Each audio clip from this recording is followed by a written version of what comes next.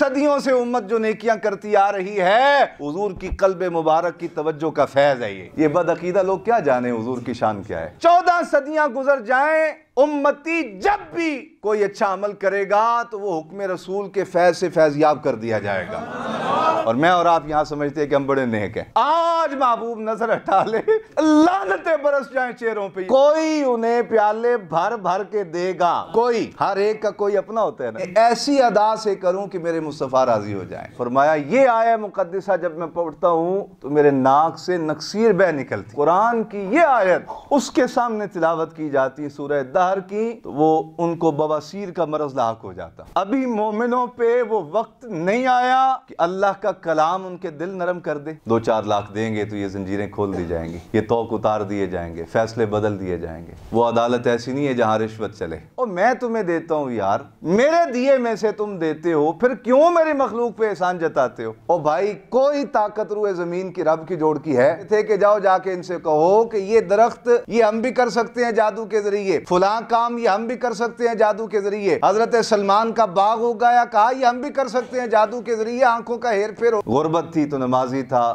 مسجد آباد کرنے والا، پیسے آ گئے تو نمازیں گئیں۔ اللہ کی طرف سے مومن پہ آزمائش آنا یہ کوئی بری چیز نہیں ہے، لیکن فرمایا جس کا اللہ کے ہاں دعویٰ ایمان قبول ہے، جو اللہ کے ہاں مومن ہے، اللہ اسے ہر 40ویں دن کسی نہ کسی آزمائش میں مبتلا کر دیتا ہے۔ انسان کی تخلیق، انسان کے پیدا کیے جانے کا مقصد اللہ کی عبادت کرنا ہے۔ جو انسان اللہ کی عبادت سے محروم ہے وہ انسان کہلانے کے قابل نہیں۔ یہ قرآن اور حدیث کا اٹل فیصلہ ہے۔ انسانیت کا شرف اسے ہی حاصل ہے کہ جو اللہ کی عبادت کرتا ہے۔ بقیہ اوصاف حمیدہ معاملات زندگی یہ بات کے ہیں، بنیادی طور پہ سب سے پہلے بندہ عبادت میں پختہ ہو تو وہ انسان ہے۔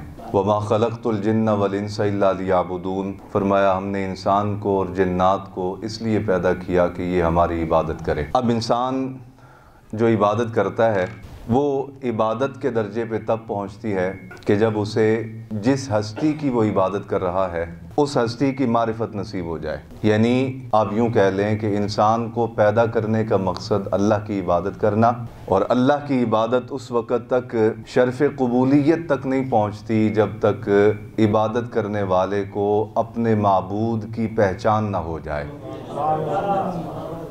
عبادت کرنے والے کو جب تک اپنے خالق اور مالک کی معرفت حاصل نہیں ہو جاتی اس وقت تک وہ عابد نہیں کہلاتا، ورنہ وہ اٹھک بیٹھک رہے گا، ریاضت بن جائے گی، عبادت نہیں بنے گی۔ ریاضت اور چیز ہے، عبادت اور چیز۔ جب عبادت گزار کو اپنے رب کی پہچان معرفت حاصل ہو جائے تو پھر اس کی ریاضت عبادت کو پہنچ جاتی ہے، وگرنہ باوضو رہنے والا، 5 نمازیں پڑھنے والا عامل بن جاتا ہے، کامل نہیں بنتا۔ کامل تب بنتا ہے جب وہ جس کی عبادت کر رہا ہے اسے اپنے معبود کی پہچان اور معرفت نصیب ہو جائے۔ یہ فرق ہے ریاضت میں اور عبادت میں۔ پہچان اور اللہ کی معرفت کے بغیر عبادت ہو تو وہ ریاضت، اور اللہ کی پہچان ہو جائے تو وہ ریاضت پھر عبادت کے درجے پہ پہنچ جاتی ہے۔ عبادت کرنے والا اگر رب کو پہچان لے تو کامل بن جاتا ہے، اگر اندھیرے میں رہے ساری زندگی، حجابات ہی قائم رہیں، پردے ہی پڑے رہیں، تو پھر وہ عامل بن جاتا ہے، کامل نہیں بنتا۔ کامل بننے کے لیے عبادت ضروری ہے، عبادت کی قبولیت کے لیے اللہ کی معرفت ضروری ہے، اور اللہ کی معرفت قرآن اور صاحب قرآن کے بغیر حاصل نہیں ہوتی۔ کوئی شخص قرآن کے بغیر اور صاحب قرآن یعنی امام الانبیاء صلی اللہ علیہ وسلم کے بغیر اللہ کی معرفت حاصل نہیں کر سکتا۔ الحم سے والناس تک سارے کے سارے اللہ کے کلام کا یہی مدعا ہے، اور تمام انبیاء کرام رسول اعظام کی تعلیم، تربیت اور تبلیغ کا یہی نچوڑ ہے، بغیر مصطفیٰ کے اور بغیر مصطفیٰ کے قلب اطہر پہ نازل ہونے والے کلام اللہ کے کوئی بندہ اپنے رب کی معرفت حاصل نہیں کر سکتا۔ اسی لیے اللہ رب العالمین نے کتاب اللہ قرآن مجید کو ایک کامل نصاب، نظام حیات عطا کرنے والی کتاب کے طور پہ متعارف کروایا، اور اس میں اتنا کمال رکھا، عرب کے جو فصیح و بلیغ کلام کرنے والے لوگ تھے ان سے کہا کہ اس کی مثل ایک آیت لا کے دکھا دو۔ وہ عاجز آ گئے، نہ لا سکے، پہلے کہا 10 صورتیں لے آؤ، پھر کہا 3 صورتیں لے آؤ، پھر کہا 1 آیت ہی لے آؤ اس کی۔ تو پوری دنیا کے زباندان جو تھے وہ اللہ کے کلام جیسی 1 آیت بھی لانے سے قاصر رہے، معذور رہے،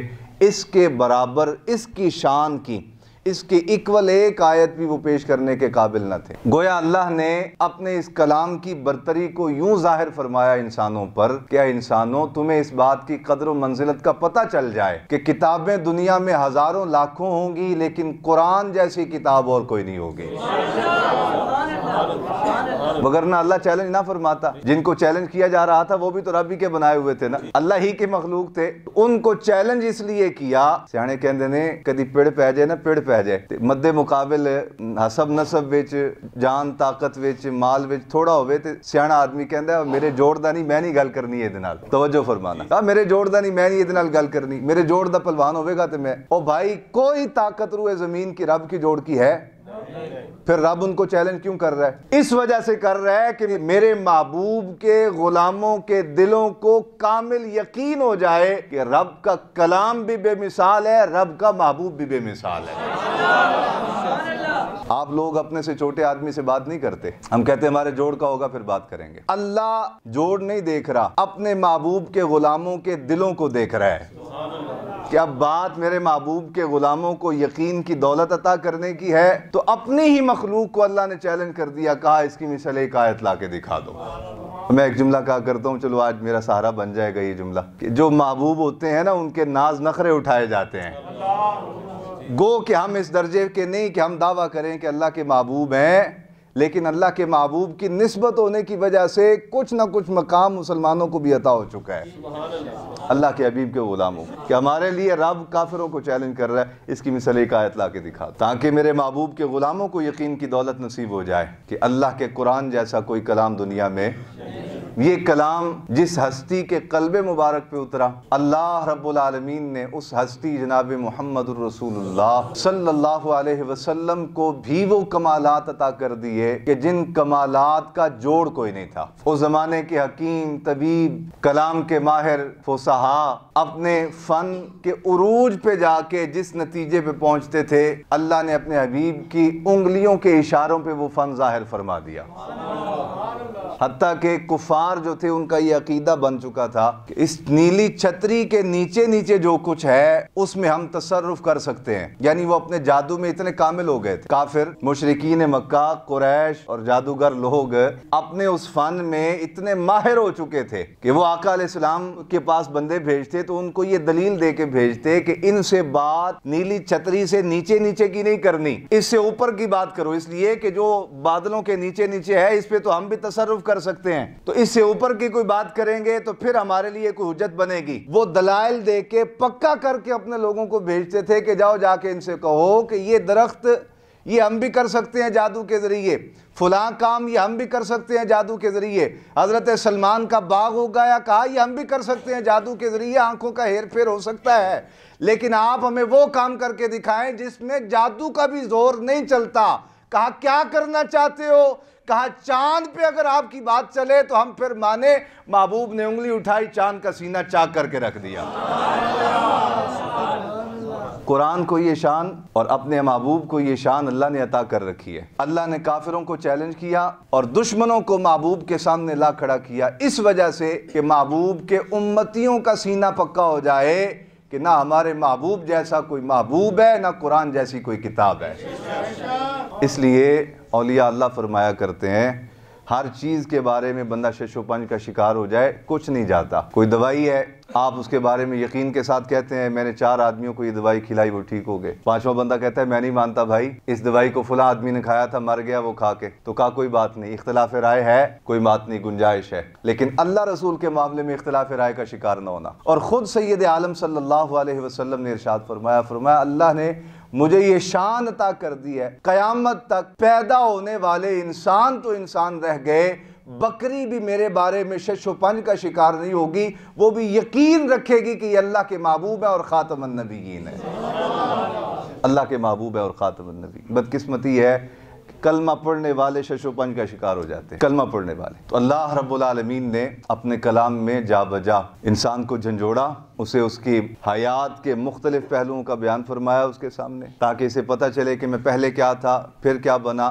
آگے کیا ہوگا اور مستقبل میں کیا کچھ ہوگا۔ یہ سورہ دہر آج میرے سامنے ہے۔ اللہ کے عالم جل وعلا نے اس میں انسان کی تخلیق کے پہلوؤں کا ذکر کیا۔ ارشاد فرمایا حل اتی علی الانسان حین من الدہر، غربت تھی تو نمازی تھا، مسجد آباد کرنے والا، پیسے آ گئے تو نمازیں گئیں، غربت تھی تو مسکرا کے ملنا تھا، ادب کرنا تھا، بزرگوں کا احترام تھا، اللہ والوں کا احترام تھا، علماء اولیاء کا احترام، پیسے آ گئے تو سب کچھ جاتا رہا۔ کوئی کمال حاصل ہو گیا تو اپنی اوقات بھول گیا۔ یہ پیسہ بڑی بری شے ہے۔ پیسہ کسی کامل کو مل جائے تو اللہ کے دین کے کام آ جاتا ہے، ناقص کے ہتھے چڑھ جائے تو اسے فرعون بنا دیتا ہے۔ اللہ نے اس لیے انسان کے مختلف پہلوؤں کو بیان فرمایا حل اتی علی الانسان حین من الدہر، کہا انسان پر ایسا زمانہ بھی گزر چکا ہے، لم یکن شیئا مذکورا، کہ اس زمانے میں انسان کوئی قابل قدر قابل ذکر چیز نہ تھا۔ ایسا زمانہ بھی بندے پہ بیتا ہے، لم یکن شیئا مذکورا، کہ اس زمانے میں وہ قابل ذکر نہ تھا۔ آگے اس کی خود وضاحت فرمائی کہ وہ زمانہ کون سا ہے۔ انا خلقنا الانسان من نطفۃ امشاج، کہا یہ وہ دور ہے جس دور میں انسان کے روپ میں نہیں تھا، ناپاکی کے ایک قطرے کی شکل میں تھا۔ خلقنا الانسان من نطفۃ امشاج، پھر ہم نے اسے دو ناپاک قطروں سے، مخلوط نطفوں سے انسان کی صورت عطا کر دی۔ کیوں؟ ناپاکی سے اٹھا کے انسانیت کے شرف تک پہنچایا، نبتلیہ، تاکہ ہم اسے آزما سکیں۔ تھا یہ ناپاکی کا ایک قطرہ، ہم نے اسے مقام شرف تک پہنچایا، اشرف المخلوقات بنا دیا۔ یہ اس لیے کیا تاکہ ہم آزمائیں، ہمارا بن کے رہتا ہے یا غیروں کا بن کے رہتا ہے، نبتلیہ، تاکہ ہم اسے آزما سکیں۔ گویا قرآن کے اس کلام کے مطابق اللہ کی طرف سے مومن پہ آزمائش آنا یہ کوئی بری چیز نہیں ہے، بلکہ آزمائش آنا اس بات کی دلیل ہے کہ تو اللہ کی نظر میں ہے۔ صحابہ کرام علیہم رضوان فرماتے ہیں، فرمایا نبی پاک صلی اللہ علیہ وسلم کی خدمت اقدس میں اہل ایمان نے عرض کیا یا رسول اللہ، آفات ہیں، مصیبتیں ہیں، آزمائشیں ہیں، چھوڑنے کا نام ہی نہیں لیتی۔ آقا علیہ السلام نے فرمایا میں جانتا ہوں جس کا ایمان اللہ کے ہاں مقبول ہوتا ہے، رب اسے ہر 40ویں دن کسی نہ کسی آزمائش میں مبتلا کر دیتا ہے۔ جس کا ایمان اللہ کے ہاں، جس کا مقبول نہیں ہے، اسے بھلے پورا سال کوئی آزمائش نہ آئے، کوئی امتحان نہ آئے، کوئی تنگی نہ آئے، کوئی بیماری نہ آئے، کوئی آفت نہ آئے، خوشحال زندگی گزارے، سکھی رہے۔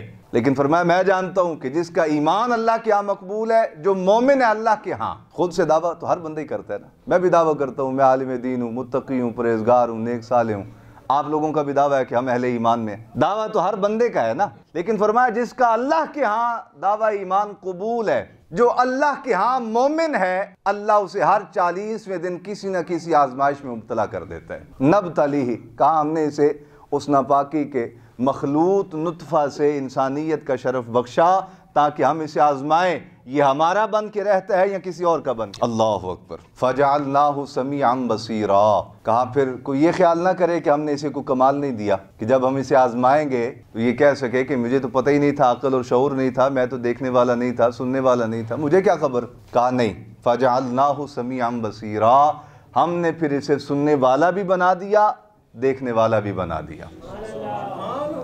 یہ اللہ کی صفات ہیں، سمیع و بصیر۔ کہا ہم نے اسے اپنی صفات کا فیض عطا کیا، اسے سمیع بھی بنا دیا، اسے بصیر بھی بنا دیا۔ کیوں یہ شرف عطا کیا؟ تاکہ ہم اسے آزمائیں، یہ ہمارا ہے یا کسی اور کا ہے۔ اللہ اکبر، ہم اسے آزمائیں، ہمارا ہے کہ کسی اور کا۔ انا ہدیناہ السبیل، کہا پھر صرف اتنا ہی نہیں کہ اسے سننے والا سمیع و بصیر بنا دیا، کہا صرف اتنا ہی نہیں بلکہ ہم نے اسے سیدھا راہ دکھا دیا۔ ہدیناہ السبیل، آج جو لوگ اللہ کے احکام پہ عمل نہیں کرتے، کل قیامت کے دن ان کے پاس کوئی عذر نہیں ہوگا۔ آج جو لوگ نمازیں نہیں پڑھتے، کل قیامت کے دن ان کے پاس اللہ کی بارگاہ میں پیش کرنے کے لیے کوئی عذر نہیں ہوگا۔ آج جو حرام کھاتے ہیں حلال کو چھوڑ کے، اللہ کا دیا ہوا حلال، وَمَا مِن دَابَّةٍ فِي الْأَرْضِ إِلَّا عَلَى اللَّهِ رِزْقُهَا، کہا کوئی جاندار ایسا ہم نے پیدا نہیں کیا جس کا رزق ہم نے اپنے ذمہ کرم پہ نہ لے رکھا ہو۔ رزق اللہ پاک، طیب و طاہر، ہر ایک کو عطا کرتا ہے اور اس کی ضرورت کے مطابق عطا کرتا ہے۔ جو اللہ کے حلال عطا کردہ کو چھوڑ کے حرام آج کھاتے ہیں، کل اللہ کی جناب میں پیش ہوتے وقت ان کے پاس کوئی عذر نہیں ہوگا۔ اس لیے کہ اللہ فرماتا ہے اِنَّا هَدَيْنَاهُ السَّبِيلَ، ہم نے اسے سیدھے راستے تک پہنچایا، دکھایا کہ یہ سیدھا راستہ ہے، یہ حلال ہے، یہ حرام ہے، یہ پاک ہے، یہ ناپاک ہے، یہ طیب ہے، یہ خبیث ہے۔ اِنَّا هَدَيْنَاهُ السَّبِيلَ، کیوں اس کو سیدھے راستے تک پہنچا دیا اور سیدھا راستہ دکھا دیا؟ کہا اِمَّا شَاكِرًا وَإِمَّا كَفُورًا، تاکہ ہم دیکھ سکیں کہ یہ ہمارا شکر گزار بندہ ہے یا ناشکرہ ہے۔ ہم دیکھیں کہ ہمارا شکر گزار بنتا ہے یہ ناشکری کرتا ہے۔ اب یہاں تک تنبیہات فرمانے کے بعد اللہ آگے اس سورہ دہر میں ارشاد فرماتا ہے اِنَّا أَعْتَدْنَا لِلْكَافِرِينَ، سیدھا راستہ بھی دکھا دیا، اسے سمیع و بصیر بھی بنا دیا، اور ناپاکی کے چند قطروں سے شرف انسانیت تک بھی ہم نے اسے پہنچا دیا۔ پھر بار بار احساس بھی دلایا، اس لیے انسان بنایا ہے تاکہ ہم تجھے آزما سکیں تو اپنے رب کا ہے یا کسی اور کا وفادار ہے۔ اس لیے تجھے یہ شرف عطا کیا تاکہ ہم تجھے آزما سکیں تو ہمارا ہے یا کسی اور کا وفادار ہے۔ یہ ساری تنبیہات فرمانے کے بعد اللہ ارشاد فرماتا ہے اِنَّا أَعْتَدْنَا لِلْكَافِرِينَ سَلَاسِلَ، کہا اب جو ہمارے نافرمان ہوں گے، اب جو ہمارے منکر ہوں گے، اب جو سرکش ہوں گے، اب جو باغی ہوں گے، آسان لفظوں میں شریعت مطہرہ کی زبان میں کہوں، اب جو بے نمازی ہوں گے، اب جو ظلم کرنے والے ہیں، اب جو یتیموں کا مال کھانے والے ہیں، اب جو سود کھانے والے ہیں، اب جو ظالم ہیں، ظالموں کے حمایتی ہیں، کسی درجے میں اللہ کے نافرمان ہیں، سرکش ہیں، باغی ہیں، باغیوں کے حمایتی ہیں، اللہ فرماتا ہے ہم نے ان کے لیے تیار کر رکھی ہیں سلاسلہ، زنجیریں، وَأَغْلَالًا، اور ہم نے ان کے گلوں میں ڈالنے کے لیے طوق تیار کر رکھے ہیں، وَسَعِيرًا، ان زنجیروں سے انہیں باندھا جائے گا اور ان کے گلوں میں طوق قید ڈالا جائے گا جس سے وہ چھڑا نہ سکیں، بھاگ نہ سکیں، وَسَعِيرًا، اور اس طرح جکڑ کے انہیں جہنم کی آگ میں ڈالا جائے گا۔ ہم نے ان کے لیے بھڑکتی ہوئی آگ تیار کر رکھی، جو نافرمان ہیں، سرکش ہیں، باغی ہیں۔ حضرت سیدنا عبداللہ ابن مسعود رضی اللہ تعالیٰ عنہ کا میں نے قول پڑھا، فرمایا یہ آیہ مقدسہ جب میں پڑھتا ہوں تو میرے ناک سے نکسیر بہ نکلتی، اس قدر رب کا خوف۔ اور خواجہ حسن بصری فرماتے ہیں، فرمایا میں نے ایک تابعی کو دیکھا جب قرآن کی یہ آیت اس کے سامنے تلاوت کی جاتی سورہ دہر کی تو وہ ان کو بواسیر کا مرض لاحق ہو جاتا، خوف کا یہ عالم ان کی طبیعت پہ، اہل ایمان۔ اور قرآن میں ایک مقام پہ اللہ ارشاد فرماتا ہے ابھی مومنوں پہ وہ وقت نہیں آیا کہ اللہ کا کلام ان کے دل نرم کر دے، ابھی مومنوں پہ وہ وقت نہیں آیا کہ اللہ کا کلام ان کے دل نرم کر دے، اور بعد سے جس کا دل نرم نہ ہو پھر سزا اس کا مقدر بن جاتی ہے۔ اللہ ارشاد فرماتا ہے اعتدنا للکافرین، ہم نے منکروں کے لیے، نافرمانوں کے لیے، سرکشوں کے لیے، باغیوں کے لیے زنجیریں تیار کر رکھی ہیں۔ یہاں کسی کو قید میں ڈال دیا جائے، یہ دنیاوی قید ہے جہاں قد پتہ ہے قانون کا، 2-4 لاکھ دیں گے تو یہ زنجیریں کھول دی جائیں گی، یہ طوق اتار دیے جائیں گے، فیصلے بدل دیے جائیں گے۔ وہ عدالت ایسی نہیں ہے جہاں رشوت چلے، وہ دربار ایسا نہیں جہاں رشوت چلے، پیسہ کام کرے، وہاں اعمال کام کریں گے، وہاں زندگی میں کیے ہوئے آداب کام آئیں گے، وہاں زندگی میں کیا ہوا احترام کام آئے گا، وہاں زندگی میں کیا ہوا صدقہ اللہ کی راہ میں، اللہ کے دیے ہوئے مال میں سے اللہ کی راہ میں پیش کیا ہوا مال بخشش کا سبب بنے گا، اور وہاں نبی اکرم صلی اللہ علیہ وسلم کی سچی غلامی کام آئے گی۔ یہ جو آج لوگ 2-4 کتابیں پڑھ کے نبی پاک صلی اللہ علیہ وسلم کی ذات اقدس پہ انگلیاں اٹھاتے ہیں، یہ کل قیامت کے دن کس منہ سے حضور کی بارگاہ میں عرض کریں گے کہ ہماری سفارش کریں؟ یہ جو آج کسی غریب کو 4 پیسے دینے کے بعد، حالانکہ دینا خود سے نہیں ہے بھائی، آپ کی کیا اوقات ہے، میری کیا اوقات ہے، ہم کیا دے سکتے ہیں؟ اللہ نے دیا ہے تو اللہ کے دیے میں سے دیتے ہیں، اور پھر اللہ ارشاد فرماتا ہے منم ولا عزا، اور میں تمہیں دیتا ہوں یار، میرے دیے میں سے تم دیتے ہو، پھر کیوں میری مخلوق پہ احسان جتاتے ہو؟ اور میرا دیا ہوا میرے ہی بندوں کو دے کے ان پہ احسان جتلانے لگ جاتے ہو۔ یہ جو آج تھوڑی تھوڑی کسی کی خدمت کر کے تو احسان جتلاتے ہیں، جگہ جگہ ذکر کرتے ہیں، تذکرے کرتے ہیں، کل قیامت کے دن ان کے پاس کوئی عذر نہیں ہوگا۔ اللہ ارشاد فرماتا ہے ہم نے انہیں سیدھا راستہ دکھا دیا، اما شاکرا و اما کفورا۔ اب اس کے برعکس وہ لوگ ہیں جن کے اندر مومنانہ صفات ہیں، جن کی عادات اللہ کے حبیب کی عادات کے مطابق ہیں، جن کی زندگی اللہ کے حبیب کی سنتوں کے مطابق ہے، جن کے شب و روز اللہ کے قرآن اور نبی اکرم صلی اللہ علیہ وسلم کے فرمان کے مطابق ہیں۔ بھائی ارشاد فرمایا ان الابرار یشربون، کہا قیامت والے دن جنت میں جو یا اس مختصر زندگی میں میرے محبوب کی آنکھیں لگے ہوں گے۔ بھائی آج بھی ہم محبوب کے جو بندہ نماز پڑھ رہا ہے وہ نبی پاک کی آنکھیں لگ کے نماز پڑھ رہا ہے، وہ اپنے آپ کو یہ نہ سمجھے کہ میرا تعلق کٹا ہوا ہے حضور کی ذات سے۔ بھائی نبی پاک کو تو اللہ نے یہ شان عطا کی ہے کہ حضور جہاں ہوں، امتی جہاں کہیں ہو، محبوب کی نظر میں ہے۔ لیکن رشتہ ایمان بھی اتنا باکمال ہے، 14 صدیاں گزر جائیں یا 14 لاکھ صدیاں گزر جائیں، امتی جب بھی کوئی اچھا عمل کرے گا تو وہ حکم رسول کے فیض سے فیض یاب کر دیا جائے گا۔ یہاں جو لوگ نماز پڑھتے ہیں یہ براہ راست نبی پاک صلی اللہ علیہ وسلم سے تعلق ہے ان کا، اسی لیے نماز کی توفیق ملتی ہے، ورنہ کیوں ملے نماز کی توفیق؟ یہاں جو صدقہ کرتے ہیں یہ حضور کی بارگاہ سے فیض چلتا ہے تبھی صدقے کی توفیق ملتی ہے۔ بلکہ اولیاء اللہ تو فرماتے ہیں جس کو جتنی نیکی کی توفیق ملتی ہے، حضور کے قلب مبارک سے جتنا اسے فیض میسر آتا ہے اتنی ہی وہ بندہ نیکی کرتا ہے، اور جس پہ شیطان کا سایہ ہوتا ہے کہا وہ نیکیوں سے دور ہوتا ہے۔ اور میں نے ایک دن بتایا تھا یہاں ہم نے ارادہ کیا کہ ہم اپنے 100 ساتھیوں کو ٹارگٹ کریں گے اور ان کو 5 وقتہ نماز کی ترغیب دیں گے، رغبت دلائیں گے، بار بار محنت کریں گے۔ ہم نے بہت محنت کی الحمدللہ تعالیٰ۔ کچھ 60 کے قریب ساتھی ایسے تھے کہ جو آنے جانے لگ گئے، نماز پڑھنے لگ گئے، نیکیوں میں شامل ہو گئے، دین کے کاموں میں آگے بڑھنے لگ گئے۔ کچھ 40 کے قریب ایسے تھے کہ جو کسی صورت، کسی منت، کسی سماجت کو نہ مانا، کسی پیغام پہ، کسی دعوت پہ وہ مسجد کے قریب نہ آئے۔ میں پریشان ہو گیا، ایک بار دوسری بار پھر ساتھیوں نے رپورٹ بنا کے دی، وہی 40 گھوم پھر کے، تیسری بار پھر کوشش کی، پھر جو رپورٹ آئی کہ یہ لوگ نہیں آئے، وہی وہ 38-40 لوگ تھے۔ میں نے ایک دن ان کا بیٹھے ہوئے کا حساب لگایا، 40 میں سے 38 آدمی یا جنات زدہ تھے، آصف زدہ تھے، یا وہ نظر بد کا شکار تھے۔ یہ کون لوگ؟ جن کے لیے نماز مشکل ہے، جو مسجد کے قریب نہیں آتے، نیکیوں کے کام میں حصہ نہیں لیتے، دین کی خدمت نہیں کرتے، اپنا مال اللہ کی راہ میں پیش نہیں کرتے۔ یہ لوگ کون تھے؟ یا جادو زدہ تھے، یا آصف زدہ تھے، یا نظر بد کا شکار تھے۔ تو مجھے اس دن یہ اندازہ ہوا کہ جس بندے پہ شیطانی اثرات ہوں وہ اللہ کی بارگاہ میں پیش نہیں ہو سکتا۔ اور اس دن امت کے اولیاء اللہ کی وہ حکمت بھری بات سمجھ آئی، کہا جس کو بھی نیکی کی توفیق ملتی ہے حضور کے قلب مبارک سے اس تک فیض پہنچتا ہے تبھی اسے نیکی کی توفیق ملتی ہے۔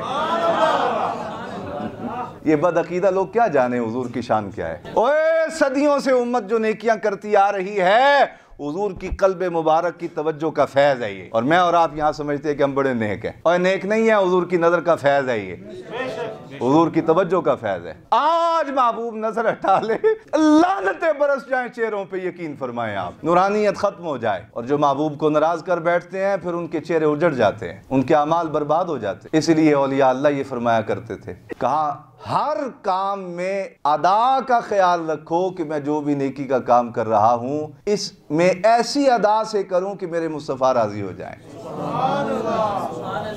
اور آگے جو بات ہے نا اللہ کی بارگاہ میں، وہ تیرے میرے بس کی بات نہیں، وہ تو حضور فرماتے ہیں نبی بھی جب اللہ کی بارگاہ میں کھڑے ہوں گے تو لرزہ طاری ہوگا۔ تو میں کہاں کھڑے ہو سکتے ہیں اللہ کی بارگاہ میں؟ ہمارے بس کی بات نہیں۔ اللہ کے حبیب کو راضی کرو، ایسی ادا، ایسے انداز اپناؤ کہ تم سے نبی اکرم راضی ہو جائیں، پھر اگلی بات مصطفیٰ جانے اور مصطفیٰ کا خدا جانے، اس سے اگلی بات حضور جانتے ہیں۔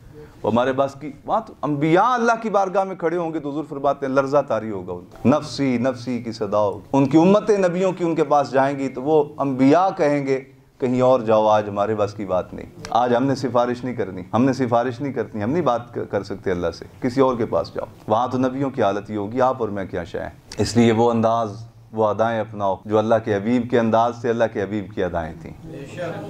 کہا یہ اس زندگی میں جو اللہ کے حبیب کی ادائیں اپنا کے گئے ہیں، قیامت والے دن جب اللہ کی بارگاہ میں پہنچیں گے تو ان کا مہمان نوازی کا عالم وہاں یہ ہوگا، پروٹوکول کا عالم یہ ہوگا، یشربون من کأس، کانا مزاجہا کافورا۔ کوئی، میں محتاط لفظ بول رہا ہوں، ان الابرار یشربون من کأس کانا مزاجہا کافورا۔ ترجمہ اس آیت کا یہ ہے کہ وہ جو ابرار ہیں، نیکوکار ہیں، اللہ کے حبیب کے وفادار ہیں، قیامت والے دن جب جنت میں جائیں گے انہیں جام پلائے جائیں گے۔ اب میں یہاں آ کے تھوڑا سا محتاط ہو کے لفظ بولتا ہوں اور آپ پوری ہوش و حواس کے ساتھ اس جملے کو سمجھنا، تھوڑے کہے کو زیادہ سمجھنا تاکہ ایمان کی لذت محسوس ہو۔ ان الابرار یشربون من کأس، کوئی انہیں پیالے بھر بھر کے دے گا۔ کوئی، ہر ایک کا کوئی اپنا ہوتا ہے نا، ہر ایک کا کوئی اپنا ہوتا ہے، ہر ایک اپنے مزاج کے مطابق اور ایمان کے درجے کے مطابق سمجھے۔ کوئی ہوگا جو انہیں پیالے بھر بھر کے دے گا جام جنت کے، کہا کانا مزاجہا کافورا، اور اس جام جنت کا مزاج ذائقے میں چشمہ کافور کی لذت محسوس ہوگی۔ آگے بہت ساری آیات ہیں، زندگی رہی تو انشاءاللہ آئندہ کسی اور مقام پہ آپ کی خدمت میں عرض کریں گے۔ وآخر دعوانا الحمدللہ رب العالمین۔